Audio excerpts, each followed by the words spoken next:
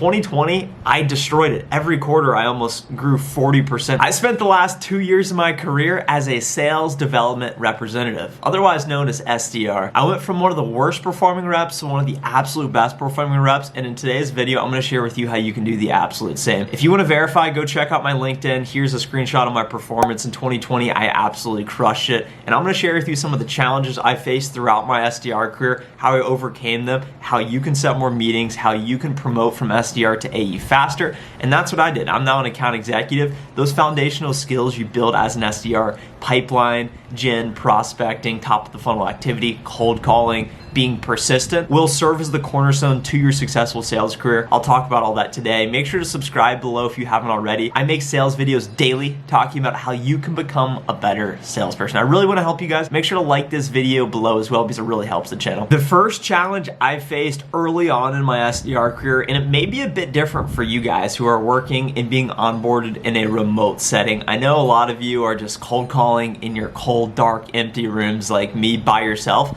But back in the old days when I first started in software sales, typically tech companies have open floor plans. So at arm's reach, I could touch colleagues.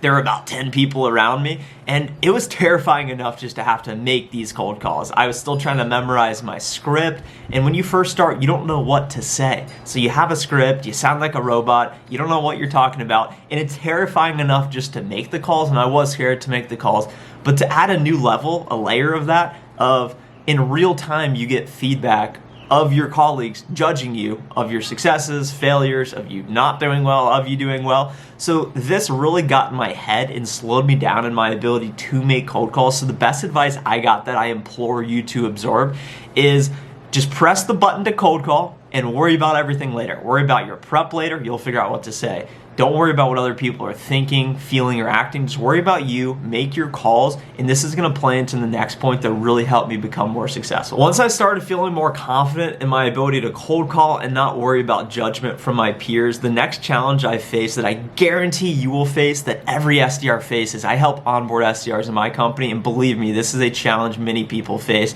is efficiency. When you first start, you don't really know how to navigate your CRM. You don't know how to create reports. You don't know who's a good person to call or who's not a good person to call. You don't know how to, just on the onset, what is a good account, what is a bad account. So it all comes down to efficiency. How can you do more with less activity? Let's reverse engineer that. The best way to get more efficient is to get more reps in. It's like a Kobe Bryant or a basketball player. How do you get better at free throws? You have to take more free throws than everyone else in your practice. So I said, okay, if everyone's gonna make 80 calls on average a day, I'm gonna make 100. If everyone's gonna make 10 prospecting efforts, send 10 emails a day, I'm gonna send 20, 25 a day. After doing that for a full year and just purely putting in more volume than other people, even if I wasn't better than other people, just by purely putting more volume in than other people, that led to my success. And by getting so many reps in, that helped me become more efficient. Just by grinding and just falling on my face so many times, that helped me become more efficient. That taught me what to look at, what's good, what's bad, and how to quickly decipher situations. So I really encourage you, if you're not putting up the numbers you want to put up today, and look, let's put up my numbers again. In 2020, I destroyed it. Every quarter, I almost grew 40% quota attainment in my senior SDR role. And the reason I was able to do that is because when I was a young SDR, I put in so many reps. I think I made like 19,000 cold calls my first year, and it was absurd. It was more than everyone else by 1,000 or 2. So I encourage you, don't forget that sales at the end of the day is a volume game. The more calls you make, the more meetings you will set as a byproduct. Even if you're not good, you don't need skill. The one thing that's always in your control is your level of effort and output. So that was what I really embraced. I really embodied being the guy who worked extra hard, and that served me well to help me, one, perform well, and then two, become more efficient so then I could dial back and be a lot more strategic with actually knowing what to focus on. So really encourage you guys to think about that and reflect what that means to you in your specific role. How can you create artificial warmth? This is going to help you and make your life way easier. What does artificial warmth mean? This is going to vary based on your industry and your type of sales, but artificial warmth is essentially making the conversation more relevant than just a simple completely cold outreach. So this can be someone that's spoken with someone at your company in the past. This can be someone that's had what we call an interesting moment, someone that's checked out your website, downloaded content, signed up for a webinar.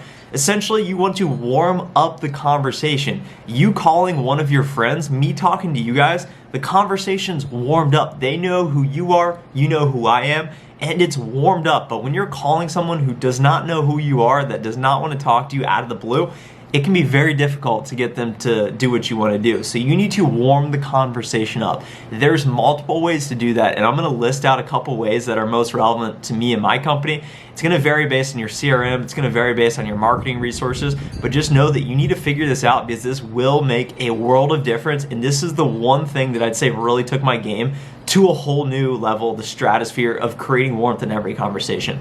Here's the list of warmth that I would think about.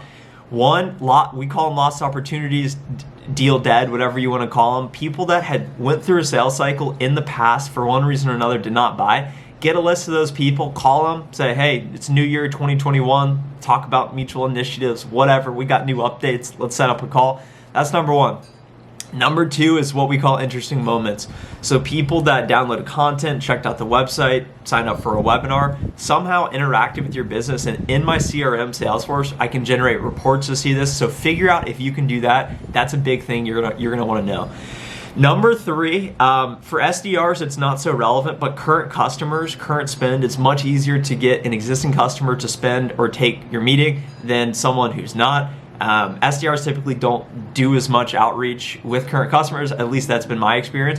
But the flip side of this is cross-sell. So if you have multiple product lines, for example, and you have an existing customer that's spending in product line A, perhaps you're trying to sell them on product line B. So say, hey, department ZYX is using product A. Can we set up a meeting to talk about product B? Whatever it is, I hope I didn't overcomplicate that.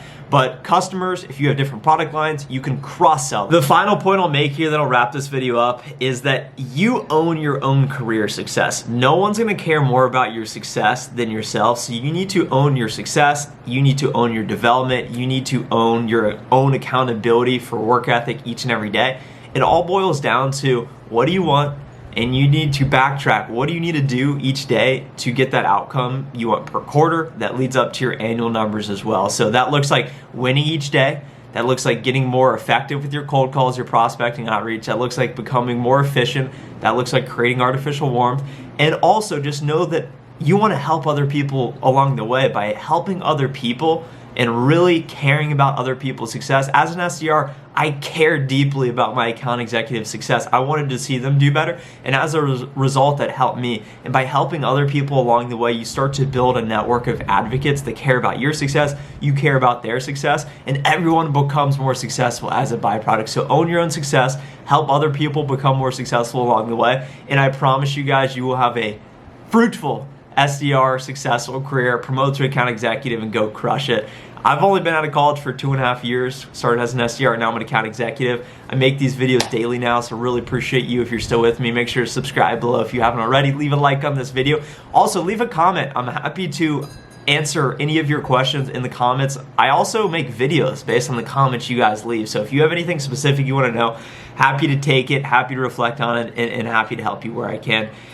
Thanks so much for watching. Hope you have a great day. Bye.